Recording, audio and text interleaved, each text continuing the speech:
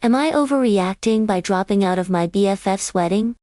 Okay, so I am female, age 30, and my BFF, male 29, have been best friends for years. He was my man of honor in my wedding and I'm slated to be the best woman. In his upcoming wedding, my husband, age 31, loved my BFF before this incident, but after what transpired at the bachelor party, my husband wants me to cut my friend out of my life for good. So, here's the context. A couple of weeks ago, all the boys and I got together to celebrate my BFF's bachelor party. One of my BFF's groomsmen is his childhood friend, Matt.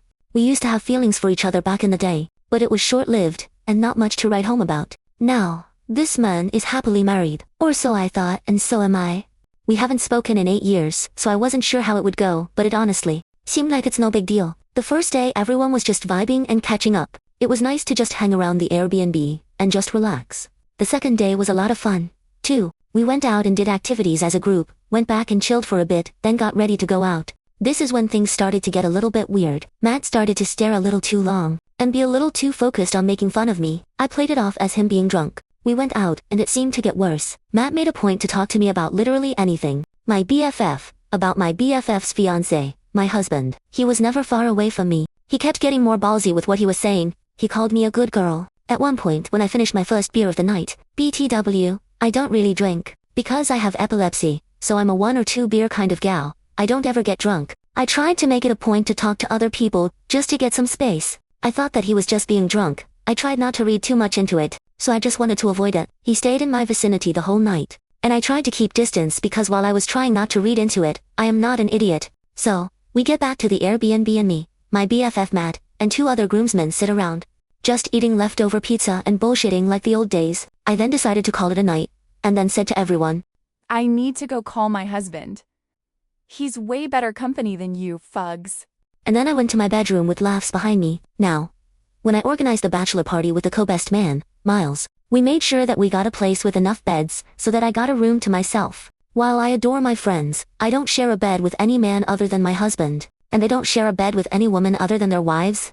Or so I thought. I went back to my room, talked with my husband for a while, and then ate some snacks and went to bed. I want to make this clear that I went to bed sober. I had a beer and a half over the entire night. I was very aware that I went to bed by myself. To spare you the details, I was sexually abused by Matt. Once I was by myself, I called my husband and cried my eyes out for a long time. After a while, he tells me to see if my BFF is up, so someone can be there with me. I hang up with him, and my BFF comes to the room, and hears me out, and he just lets me cry. He goes to Matt to confront him, but finds Matt crying, and instead starts comforting him. My BFF comes to me and tells me that Matt said he slept walk. He has no idea how he got in my room. He didn't want that. He feels so guilty, etc. Now, what I just went through, is being put on the same level as him.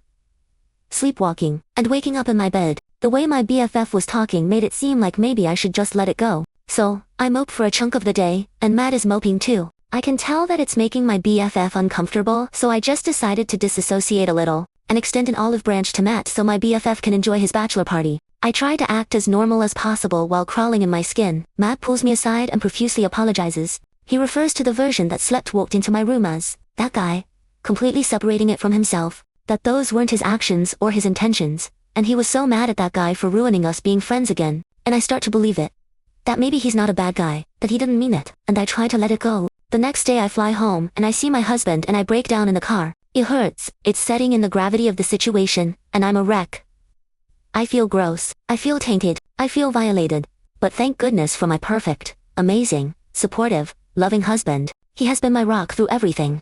I love him so much. But, back to the issue. My BFF had gotten the groomsmen a suite for the wedding, which would mean that I would have to share a suite with Matt, which I am very uncomfortable with. So I call my BFF and ask him if there's any way that maybe Matt can get a different room. I don't want to have to shell out extra cash just because this man couldn't stay in his own bedroom. My BFF calls me back later to say that 1.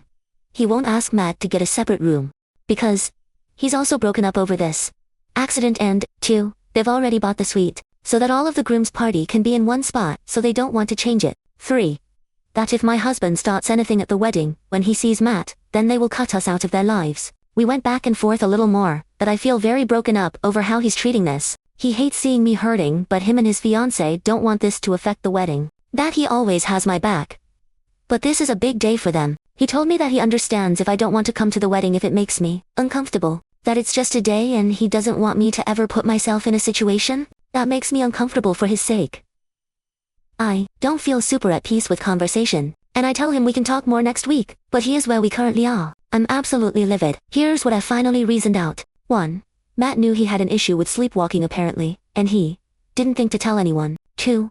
Says he did sleepwalk. You're telling me that he ignored the bed that was next to his, walked down the hall towards my BFF's bedroom and ignored that, and turned into my bedroom. He didn't keep walking towards the other rooms, and he stopped at my room. You're telling me that this man came into my room, took all the pillows off the bed, took my snacks off the bed, and crawled under the covers in his sleep. 3. Say that he wasn't sleepwalking and he was just drunk, but sleepwalking is a real good cover story. But my BFF is just calling it an accident, and acting like Matt and I are going through the same amount of pain and trauma. I'm gonna try to reason with him one more time, but if he continues to act like his wedding is an excuse to ignore what his friend did to protect the image of what they want the day to be, then I don't think there's even a friendship to save. I would move hell and high water for my friends, and I sure AF wouldn't let anyone who assaulted my friends stand next to me on my wedding day, childhood friend or not. So am I overreacting for dropping out of my best friend's wedding? Should I suck it up for the sake of his day? Edit. I'm sorry if I misled anyone with this. He didn't fully rape me. He was behind me and had his hands up my shirt, groping me in his sleep before I woke up and unfroze enough to push his hands out of my shirt slowly, and he woke up, jumped out of my bed, and apologized while running out of the room. To answer some questions. 1. Did I file a police report? No, I didn't think I could, because it wasn't the full thing. It also took me a long time to realize this was actually a big deal, but all of your comments made me cry and realize that I should have. 2.